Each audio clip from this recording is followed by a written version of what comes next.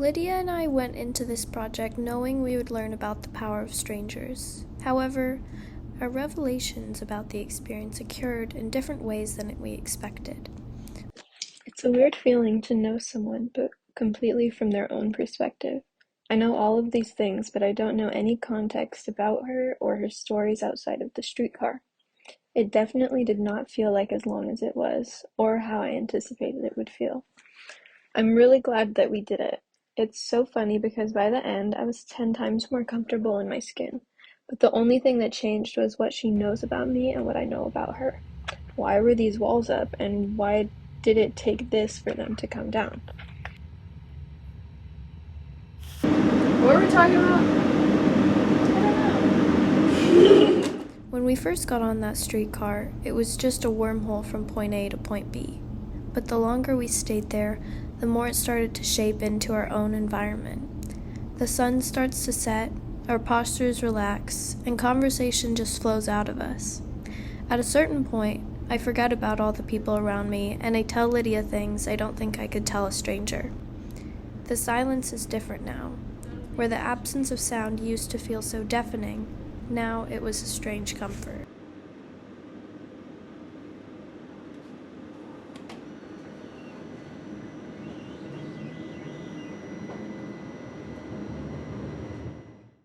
Anyways, leaving had a weird feeling to it, so anticlimactic.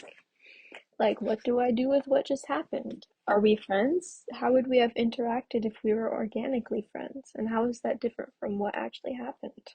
We don't have the experiences together that friends do. This is so interesting, like a new confidant. We enter the train as strangers and leave as people with the kind of bond that shouldn't be able to exist. We don't have any memories together yet. Our entire friendship can be mapped out in a loop across the city of Portland.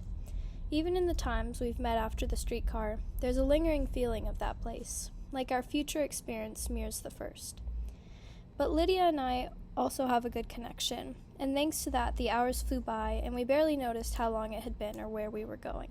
I went into this assuming we would get along, and surely she had her assumptions too. Would I or we have started the same conversations if we did not know how long we were going to be on there? Or with a stranger? We are similar demographics, so how would this have gone with someone completely random and unsuspecting?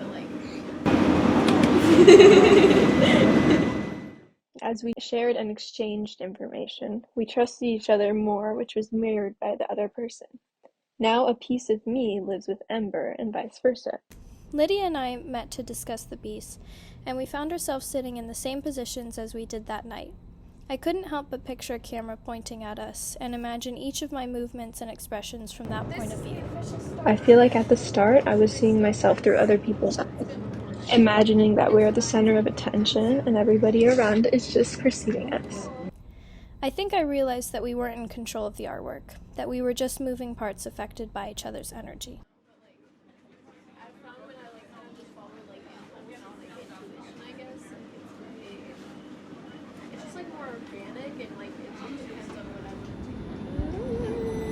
Okay, bye!